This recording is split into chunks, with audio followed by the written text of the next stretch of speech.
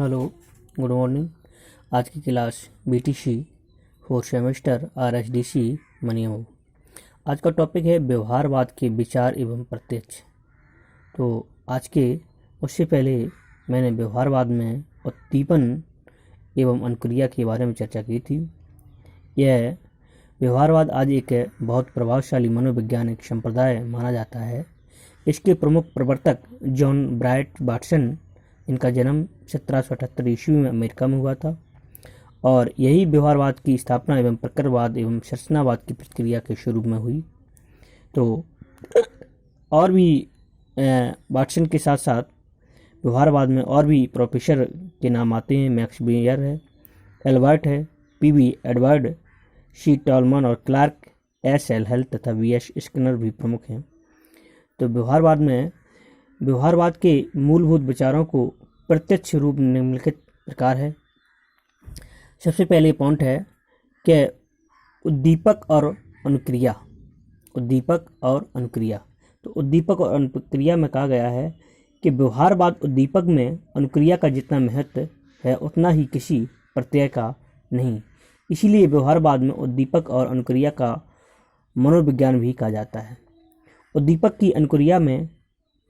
की प्रक्रिया में जब आँख में अचानक तीव्र प्रकाश पड़ता है तो आँख की पुतलियाँ तुरंत सिकुड़ जाती हैं। बड़ी तेज हवा को सुनकर व्यक्ति अपने चारों ओर मुड़कर देखने लगता है। यह क्रिया उद्दीपक की होने वाली अनुक्रिया है। दूसरा पॉइंट कहा गया उन्होंने संवेदना और प्रत्यक्ष की बात में आ जाती है। व्यवहारवाद संवेदना को स्वीकार करता है क्योंकि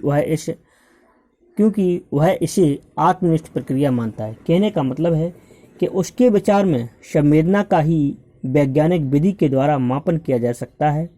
जीव को केवल इसकी अनुभूति होती है। एक व्यक्ति दूसरे व्यक्ति की संवेदना को नहीं जान सकता है। हाँ, उद्दीपक के प्रति होने वाला अनुक्रिया को अवश्य जान सकता है।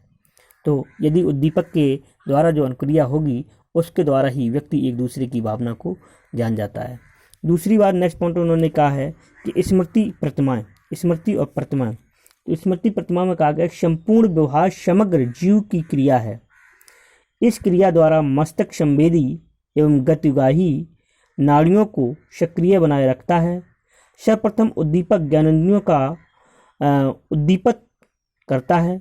ज्ञानेंद्रियों को उद्दीपित होते ही संवेदी आवाज एवं संवेदी नाड़ियों के माध्यम से मस्तिष्क में पहुंच जाते हैं। जो भी हम क्रियाएं करते हैं तो सबसे पहले हम संवेदी यानी एक संवेदना व्यक्त करते हैं, उसके बाद ये मस्तिष्क में जाते हैं, मस्तिष्क के बाद ये उसके बाद प्रतिक्रिया करता है। नेक्स्ट बात उन्होंने कही है, नेक्स्ट पॉइंट में कहा है कि अनुभूति और संवेग। तो व्यवहारवाद के अनुसार सुख की अनुभूति पूर्णतः संवेदी गतिवाही है।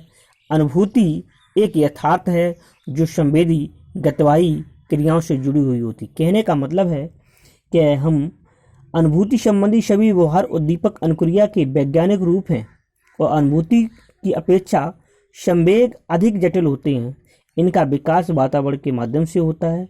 मनुष्य जिस प्रकार के वातावरण में रहता है उसी प्रकार के संवेग उसमें विकसित होते चले जाते हैं। यदि मनुष्य अच्छे वातावरण में रहता है, उसका पढ़ा लिखा समाज है, पढ़ा लिखा परिवार है, तो उसका वातावरण अच्छा होगा।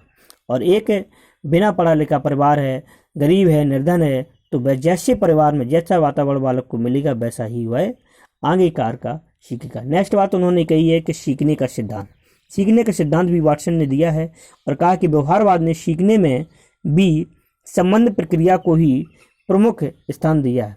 सीखने के संबंध में व्यवहारवाद ने अभ्यास के नियम को लाभप्रद बताया है। उन्होंने सीखने के अभ्यास के नियम को बताया है और कहा है कि अभ्यास के नियम के द्वारा ही सब कुछ लाभप्रद। इसके अनुसार जिस प्रकार व्यक्ति अन्य प्रतिक्रियाएं सीखता है उसी प्रकार संवेगात्मक प्रतिक्रिया भी सीखता है। जिस प्रकार कोई व्यक्ति हारमोनियम बजाना सीखता है तो उसकी मांसपेशियों में परिवर्तन हो जाता है, ठीक उसी प्रकार संवेगात्मक प्रक्रिया के आंतरिक अवयवों के कार्यों में परिवर्तन होता है। उत्तेजना प्रतिक्रिया के रूप में हम सीखने का विश्लेषण कर सकते हैं। संतोष, आनंद आदि पद व्यर्थ है। सीखना मूलतः एक भौतिक एवं यांत्रिक प्रक्रिया है। सीखना एक भौतिक एवं यांत्रिक प्रक्रिया है। इसके बाद बात आ जाती है चिंतन के सिद्धांत की। चिंतन के सिद्धांत में उन्होंने कहा है कि व्यवहारवाद यह मानता है कि जो हम विचार कर रहे होते हैं तो स्वयं से बात कर रहे होते हैं, और व्यक्ति को विचार करते समय अपनी आंतरिक वाणी की अनुभूति होती है। और चिंतन जब हम करते हैं तो एक दूसरे से अपने मन से बात करते हैं, मन से विचार करते हैं। नेक्स्ट बात उन्होंने कही है कि वातावरण में महत्वता। वातावरण में महत्वता तभी आ सकती है, वाटसन ने पर्यावरण पर सबसे अधिक बल दिया है। आनुवंशिकता के सिद्धांत को व्यर्थ और अवैज्ञानिक सिद्ध करने की चेष्टा की है। उसने वातावरण के महत्व को समझने के लिए यह कहा कि उन्होंने एक परिभाषा दी है, कहा है कि मुझे किसी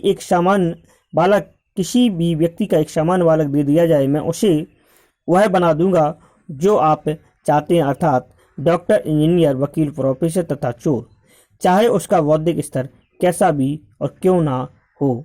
तो कहने का मतलब है वाटसन ने एक अपना आनुवंशिकता का सिद्धांत को खंडित करते हुए उन्होंने एक वातावरण को महत्व दिया, और उन्होंने ये बात कही सिद्ध कर दी है कि एक बालक को किसी भी व्यक्ति के बालक को मुझे दे दिया जाए, मैं उसे जो चाहूँगा, आप जो चाहेंगे मैं वही बना दूंगा, डॉक्टर, वकील, इंजीनियर या प्रोफेसर या चोर, चाहे भी उसका बौद्धिक स्तर कैसा भी हो। तो आज की क्लास हम समाप्त करते हैं।